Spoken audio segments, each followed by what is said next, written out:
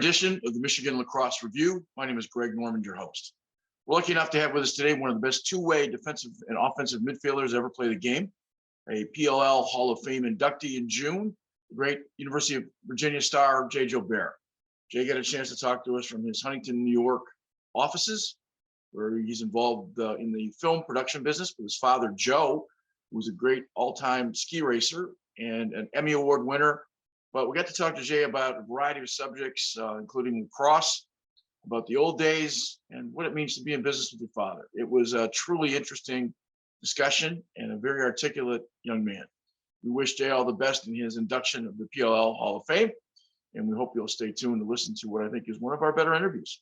So we'll be back in a second. Welcome back to another edition of the Michigan Lacrosse Review. My name is Greg Norman. We're lucky enough to have with us another of the PLL Hall of Fame inductees and probably the best two-way midfielder that I think's ever played the game, and that's Jay Jalbert. So Jay, appreciate you taking a few minutes out to talk to us. Yeah, absolutely. Thanks for having me. Appreciate it. I always want to start the show with a little unique story. And Brian Doherty told me about a story in a baseball field in New Jersey, that there was a situation where either he was chasing you or you were chasing him. This is the old MLL days. And if I'm not mistaken, there was a 5-on-2. I don't think I've ever heard of that. So maybe you could just kind of sort of, before we get all the way back to Cold Spring Harbor High School, why don't you just talk a little bit about that story? Because I think it's unique. It's a while ago, but there was an article I read online that kind of jarred my memory, but yeah, I was on the Pride at the time. We were playing in Yogi Berra Stadium in actually Montclair, New Jersey. And he was on the Rattlers, and we had a good little rivalry going on. Very physical games. This is like the first 2 years of the MLL were just, there was no penalties calls. There was no such thing as a slash. I don't remember how it happened, but there was, I think they got the first penalty. I actually honestly think what I remember is the refs got it wrong. Like I sincerely believe that it should have been 5-on-2 the other way. But yeah, I think a melee broke out and there was people fighting everywhere. And I think at some point he was chasing me or something like that. I don't know. I can't remember. My question is, how does one guy play defense against four at the level you guys are playing with? I'm assuming it have to be unreleasable penalties. Listen, you just, you got to hope your goalie makes a save and whips it down the other end. I didn't even know that was even possible. I'd never seen that, never heard of it. I think I think half the time we were just kind of, the refs were kind of just making it up as they were going, especially in those early days. But yeah, that's what it was. And it was a big game too. If I remember correctly, it was towards the end of the season, and we were, I think we were winning at the time, and then they ended up going up, and then they edged us out for the last playoff spot, which was disappointing. But that was fun. Dave Stilley, who was on my team, he was fighting somebody. I was squared up with. So yeah, it was an interesting moment in MLL history. I'd love to see the video of that. I can't imagine that was a television game. Yeah, probably not. Yeah, not many television games. Well, let me start with the easiest. The PLL was is going to induct you in June in the Hall of Fame, and who made the call and to you, and what was your thoughts? I actually found out on Instagram. Someone sent it to me. I didn't know about it. But Brian Silicott's in charge of it. He had sent an email to me, but it came from it wasn't from Brian. It was something else. I actually found it, after I found out, I saw his email saying congratulations. But so I found out same time as everyone else did, and I was shocked, frankly, but obviously extremely grateful, proud.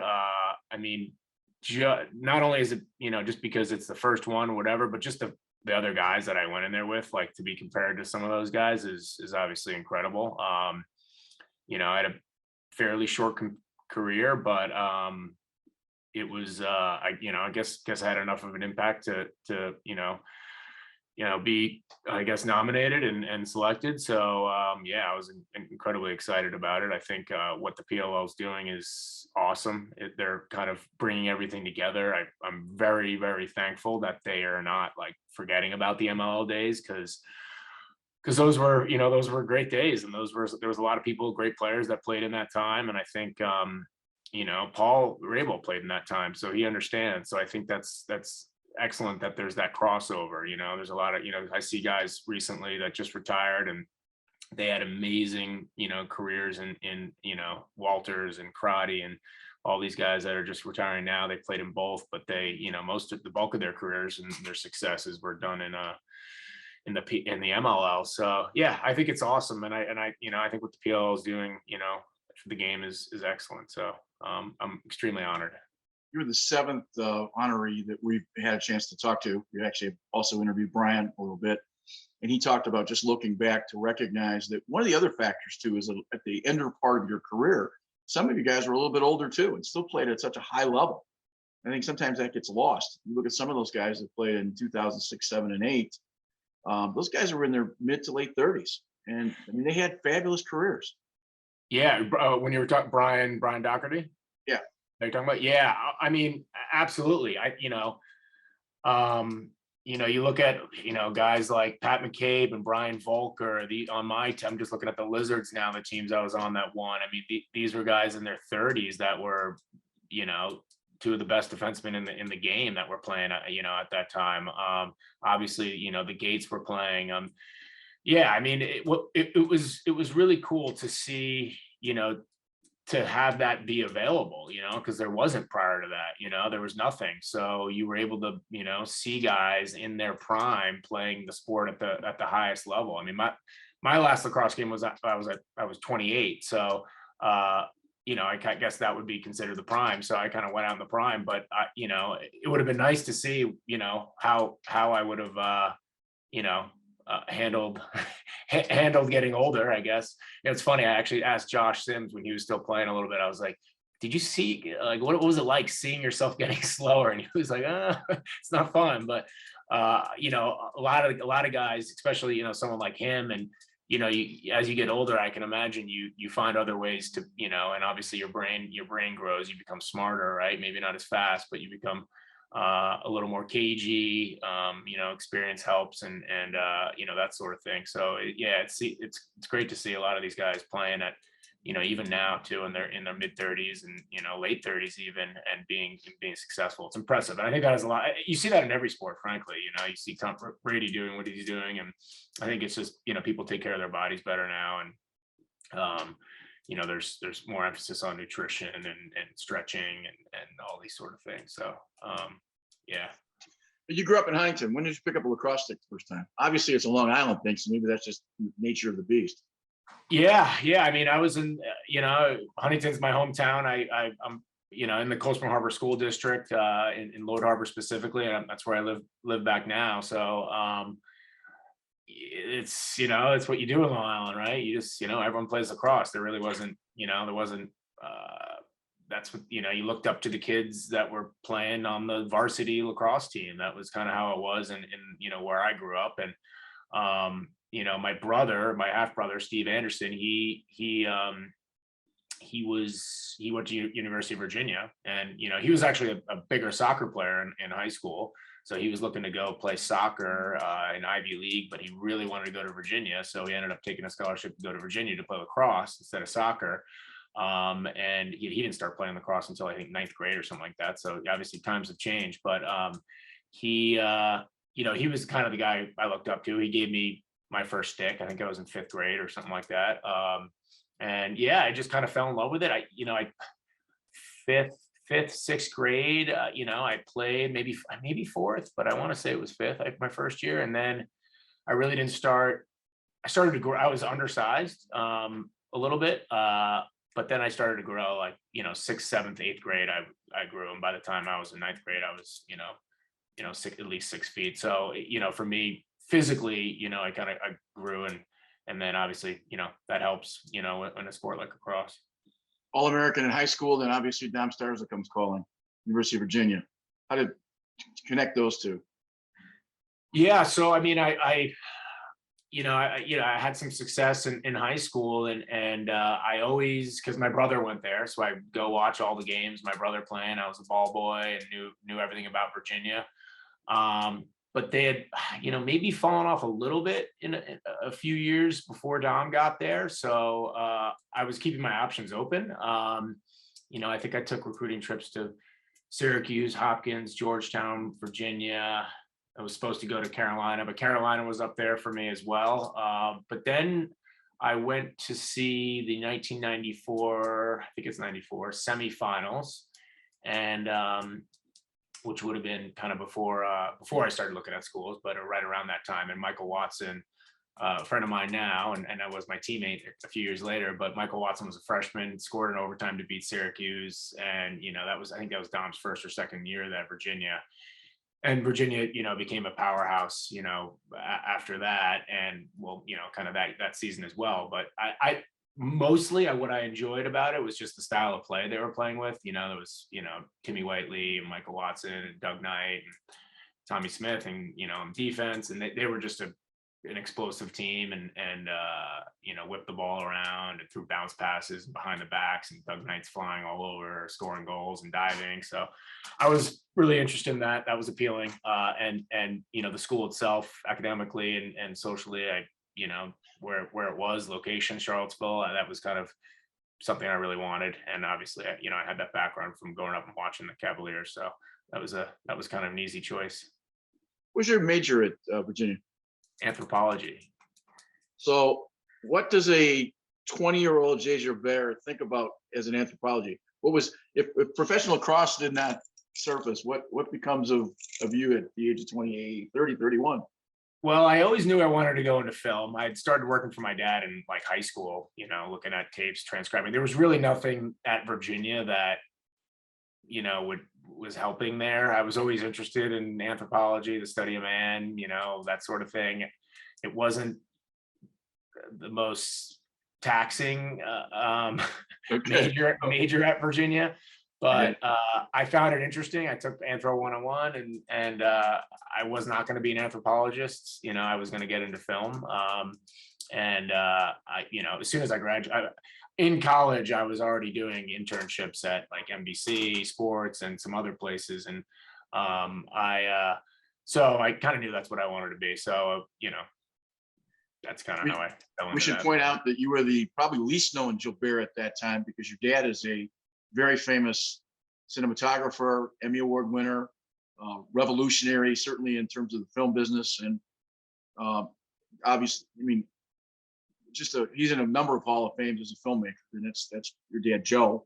So maybe you see that landscape, and that's sort of an easy way to slide, knowing when you're coming out of school. Plus, I'm assuming you probably worked part-time for him when you were in high school and growing up.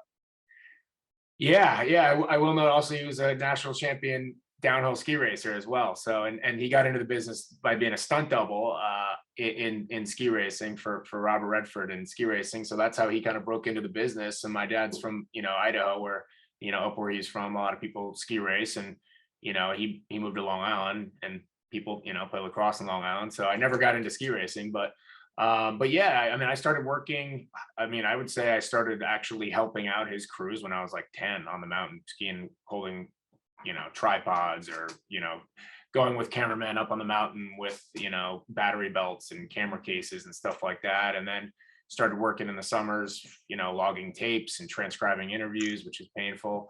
Doing all, just kind of learning the business, through osmosis, just being there and being around it, and, being a part of crews and that sort of thing. So that was always something I was really interested in. Today, do you consider yourself a filmmaker then? Yeah, absolutely. Yep. Yeah. The business is a little different now, but yeah, that's essentially what I would call myself. Yeah. Growing up, did you realize your dad was that good? Was it just because he was still dad? I'm curious.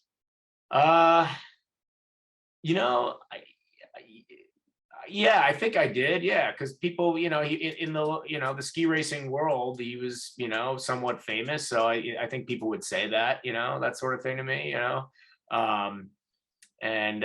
so I kind of knew he was, a big shot in that space. But yeah, he was just kind of always dad. So yeah. If you watch the show, that's part of my background is still involved in ski racing. So we had a chance to jaw a little bit about this, that, and the other. But when you used to go in the summertime, you go up to Mount Hood, up in Government Camp, Oregon, all the U.S. team guys are there with your travel team, so you got a chance to rub elbows. Lacrosse is much like ski racing. It's a relatively small world, so you get a chance to meet people and have those conversations. And it was funny because I said to you off screen that your dad was a hero of sorts, because when you're a ski racer, you're looking for any kind of publicity you can get. And when he's producing the kind of films that he did, especially the Clammer Ricci documentary that he did back after Innsbruck, I mean, the best ever. But yeah, so you had a chance to win a national championship playing for Dom. Yeah. Oh, Virginia was, everything was cracked up to be. I couldn't say a single bad thing about, my experience there. Met some of the best people in the world, my teammates and friends that I'm still see every year. Dom was the best, it was, the best, one of the best, kind of almost like a second father, very, he was just a, awesome coach and a great person. So, really enjoyed it there. So it was a great school. It was a lot of fun. We had fun and we had good teams and winning teams. And, we didn't win every time, but we were able to get one my junior year, which was amazing. So that was kind of why, part of the reason I went to Virginia, was to try to win a championship. If you go back and look at some of your earlier video when you played, I think you're the best two-way midfielder that ever played the game. And I say that from the standpoint you could shoot, you were certainly physical, and you were a ground ball machine. I don't think kids play that way anymore, because I think they pick a style and I think they go in a sort of a different direction.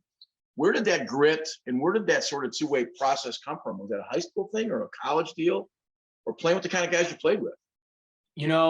That was something that kind of evolved, I think, because in high school I was, I certainly always got ground balls and I, played hard. I felt I was very competitive, obviously, but I was an attackman / midi in high school. I mean, I think at some point when we needed the ball at the end of the game, I would take a long stick, so I had to do, we had a small school, small program. So I had to do a little bit of everything, but I would, I think my junior and senior year, I'd face off and then I would go play attack.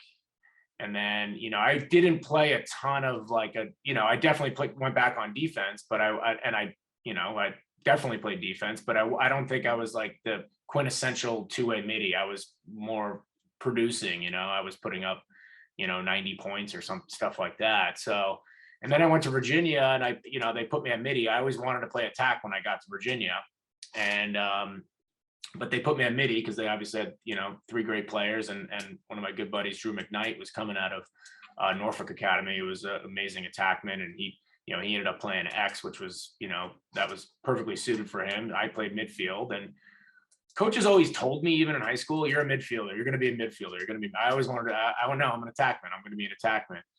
So then my sophomore year at Virginia, I started on attack. We had a great attack, me, Drew McKnight, and Tucker Radeball, and we were, a really solid team. And I, think we, we had did fairly well there. I think I was an honorable mention All-American that year. But then the next year we had a kid, you may have heard of him, named Connor Gill, come in. Yeah. So one of us had to move to midfield. And of course it was, ended up being me. And I remember I wasn't pleased, early on, but in the back of my mind, I always kind of knew maybe that was, that was probably best. I mean, I knew it was best for the team. And I guess personally for me, I figured it was kind of just something that, that's probably the best spot for me, just because, I can run, I can, get up and down the field, push transition, play defense, that sort of thing. So, I mean, in college, I just, that my junior year, I was, ended up being midfielder of the year that year. So it was, and we won the national championship. So it was obviously a good decision, a good coaching move. And I think, from there, I think my defense in college was not, college is a little different, it's, you're playing like schemes and it's not as much one-on-one, it is a little bit, but you got a lot of guys. So you're pumping guys back there on defense. I would say when I got to the MLL, that was the most perfectly suited lacrosse style for me, because there was a shot clock, right? So I would, there was no time to get off the field. You had to stay on. There was less, kind of team defense, and it was more one-on-one. So I could just go after guys. I think one of my favorite years ever is 2003. John DiTomaso was our head coach, and also one of my favorite coaches ever. Obviously, an amazing player, but he was like, he gave me the green light. He's like, just go after guys, go after guys. So I could actually use my athleticism, try to get the ball from guys. If you make mistakes, that's just the way it goes, but just kind of get ground balls on the wings, wreak havoc, cause turnovers, push the ball in transition, get back on defense, do it again, that sort of stuff. So I think in that sort of more chaotic sort of game of lacrosse, I think that suited me really well.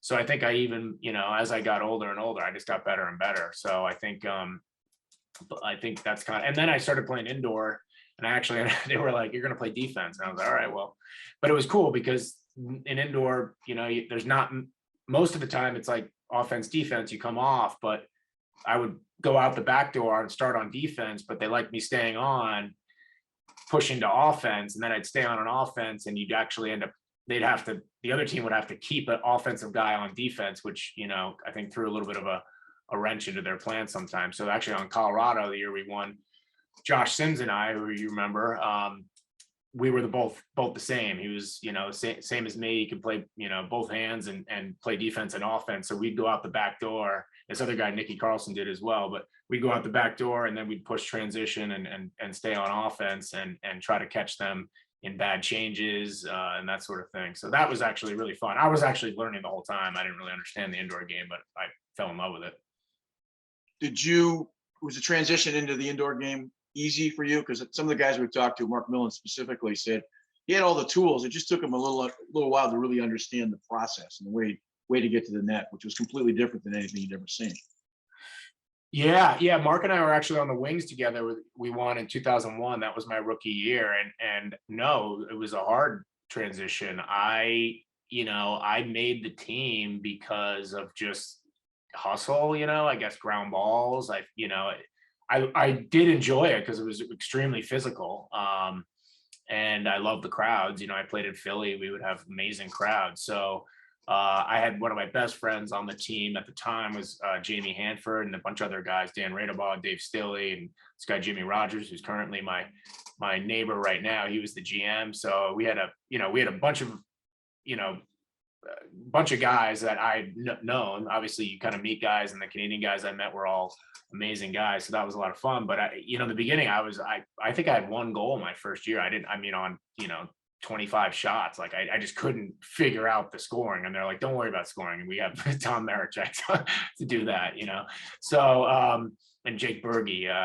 And Mark, Mark was a great player too, Millen and indoor. But yeah, it took me a while to figure out, more than anything, I think athletically, like defensively, I made mistakes, but I could make up for it with foot speed and strength. But the scoring was really like, I couldn't figure that out. It was such a different sort of shot you had to shoot versus outdoor. Outdoor, it's power, over finesse a lot, especially from the midfield, or power over accuracy.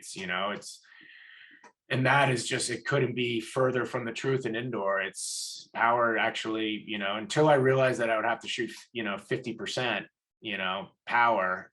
That's when you figure out how to score, because you actually have to wait for the goalie to move, so if you shoot it too hard, he's not going to move. So you kind of have to try to move the goalie a little bit. And guys like, Gavin Prout was a great help for me in Colorado. And, obviously I played with Gary, and then he was my coach, Gary Gate. And, they helped me out, all these kind of veteran guys, just, how to move the goalie a little bit with a, movement of the shoulder or movement of the head or the hands, the hand position, all these little sort of, small movements can actually, really help with the shooting. But the biggest thing was just taking a little off it, it was like, the other thing was, John Grant, I watched him a lot, and he was so good at like dropping his shoulder and floating the ball. I mean, he would never shoot it that hard. It would just kind of, he'd move the goalie and shoot it to where the goalie wasn't going. So, yeah, it took a while. It took me probably a couple of years. And then, my final year, I think I really started to become a complete indoor player. I was playing great defense, team defense within the schemes, like picking up all the, the picks, knowing I started to kind of really understand defense. The ground balls were always a big part of my game. I was always able to do that. And then offensively, same sort of thing, really just, being able to feel comfortable beating the goalie. Like, it's a great feeling when you're coming down and you're like, okay, I can probably score this. It's not a great feeling when you're coming down, like my first year in indoor, being like, there's no way this is going in, there's nowhere to shoot. I can't see anything. So. Do you think you were a mean player? And I don't mean mean like you're just, a number of LSMs have described you as just being, hard-nosed and tough and kind of mean. You think that's a fair accusation? Yeah, I think so. Yeah. I mean, yeah, absolutely. I have no problems with that. When I played, I guess I just, I didn't like the other team. I think, I don't know where that kind of comes from. I think anyone's kind of like that who's competitive, but yeah, I was, extremely, extremely competitive and maybe it's a bit of a character flaw, but would do anything, I could to win the game. And I think, yeah, I mean, I would also run my mouth a little bit too. So I, take hits, but I think I coming up, I think into like, the MLL and like, from college to the MLL, that I kind of learned it, like that's how you kind of had to be, going toe to toe with Roy Colsey, like, you're not going to win unless you're mean, he's a tough, physical, mean guy. And like, he and I, stood and yelled at each other and beat each other up for, a number of years. But obviously tons of mutual respect and played together on the same team in 2006, which was awesome. Became buddies. But like, yeah, I mean, that's kind of the way the sport is, you got to beat each other up. That's the way I always looked at it too. Like I never carried that animosity off the field. I think that would be kind of silly, but I always tried to, be as tough as possible on the field. For you, was ground balls, and I say this because I'm asking I want to give this answer to my high school kids who are terrible at ground balls. We practice every day, but is it tenacity? Is it skill? Is it a matter of will, or all of the above? You're probably all the above, but I think it's, well, you got to have the physical tools. You got to have the quick, the quick movement towards the ball, because it's it's rolling, it's coming out from somewhere. So you got to be able to get to it quickly. But I think anticipation is like, a big part of a big part of ground balls, kind of like maybe anticipating a little bit before everyone else where the ball might go. I know in face-offs, that's a little bit, you gotta, where's this ball going to end up, sort of thing. And then when you see it, it's toughness, because, a lot of times you're going to get hit. And you gotta have some speed to get through the ground ball. So I honestly, I probably in the MLL and probably even college, even in high school, I would say over the course of my career, I picked up 85% of my ground balls with one hand on the stick.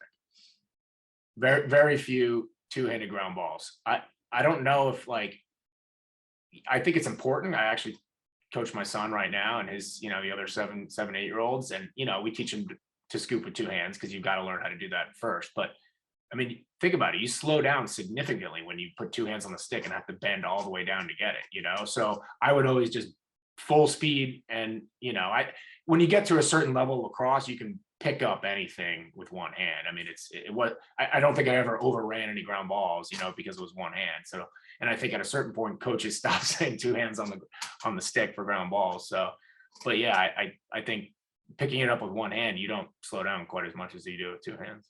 No, as a native Canadian, I can tell you that's part of that same deal. You learn one-handed because it's part of the way you play. And if you watch a Jeff Snyder or John Grant Jr., they're holding off a guy with one thing and scoring between their legs, and that's just the nature of learning to play indoors. That's just the way you kind of play.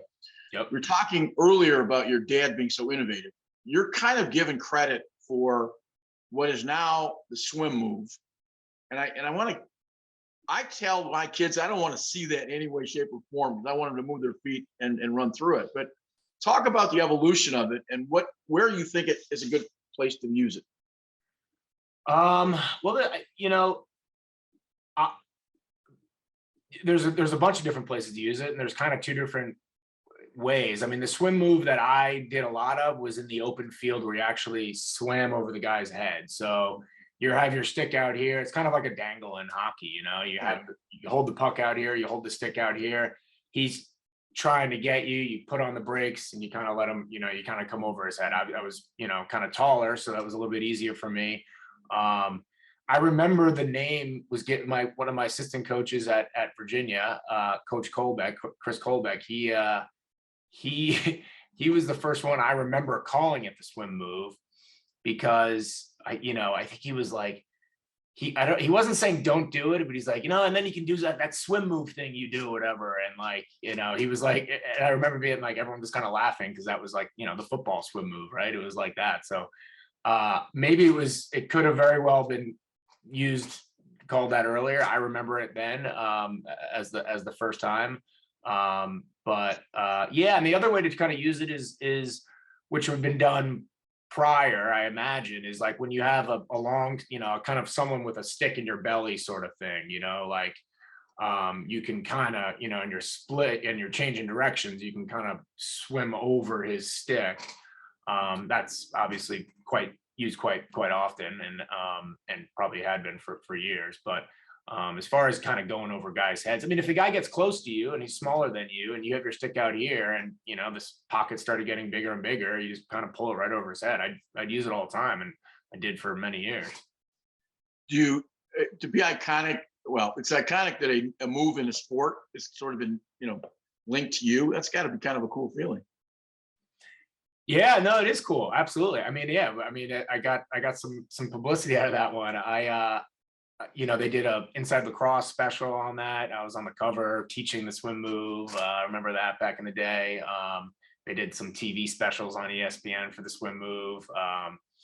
But yeah, I started doing it in high school. I had video of me doing it in my sophomore year in high school, and whatever that was in the early 90s. So I'll take it. I mean, if someone proved me wrong that someone else was doing it a lot before, that's certainly possible, but I haven't seen it. So I think part of the sort of the development is that now we've got guys that don't know how to use it in the right places. So they'll see something online, they'll see something, on a video. I've got a midfielder who's 5'3" and he's trying to go over a guy 6'5". Just, he runs. We try to explain to him it's a move to get away from. It's not a move to sort of set up a ESPN highlight type deal.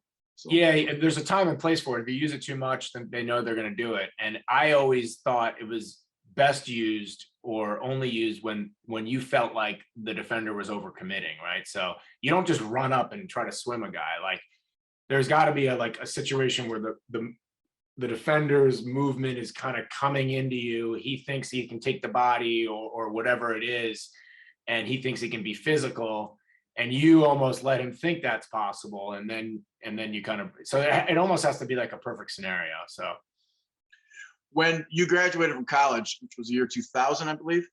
Yep. Between 96 and 2000, a lot of guys we've interviewed that going into the hall were playing essentially club lacrosse. And then obviously we have a barnstorming activity with the MLL in 2000, and it kind of takes off.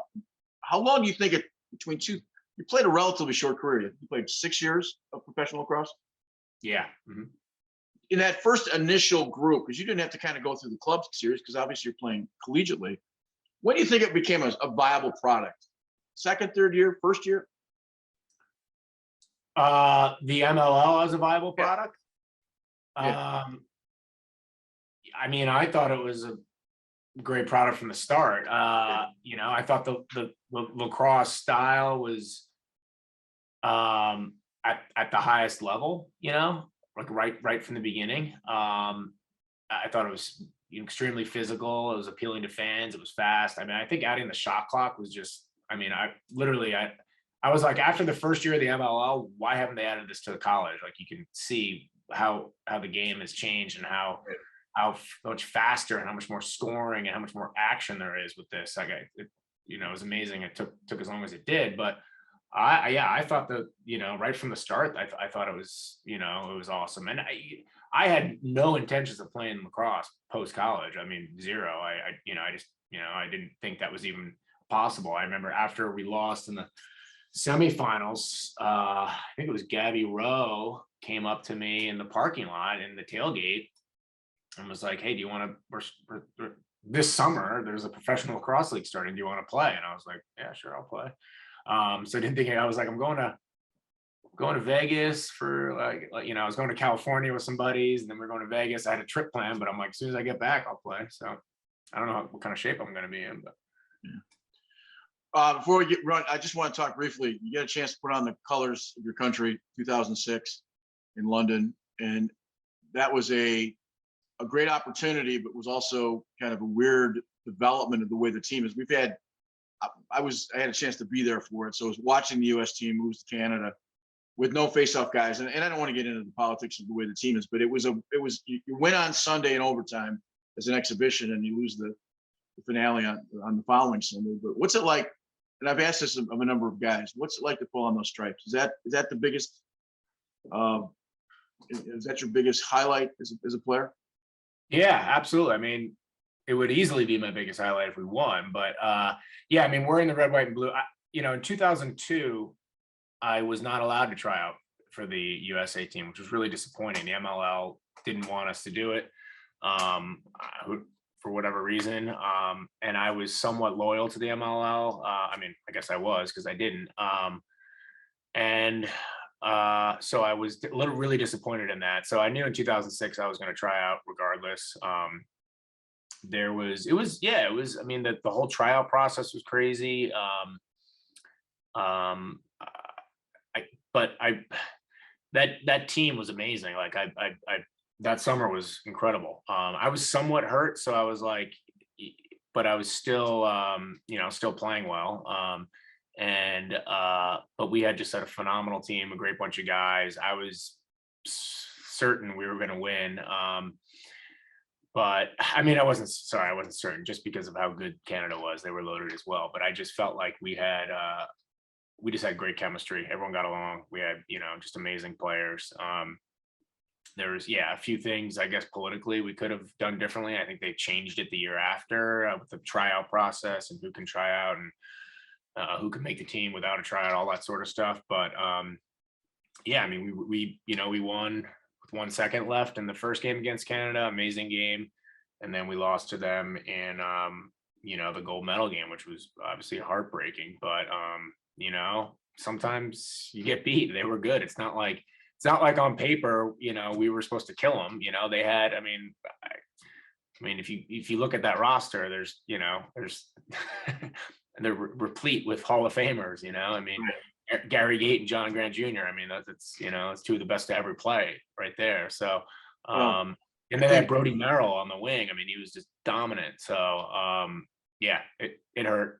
But we've said in this show a couple times that the fourth quarter that Gary put together was maybe the best quarter I've ever seen a guy play. I think he had 4 goals in the last quarter against you guys to sort of ice that game.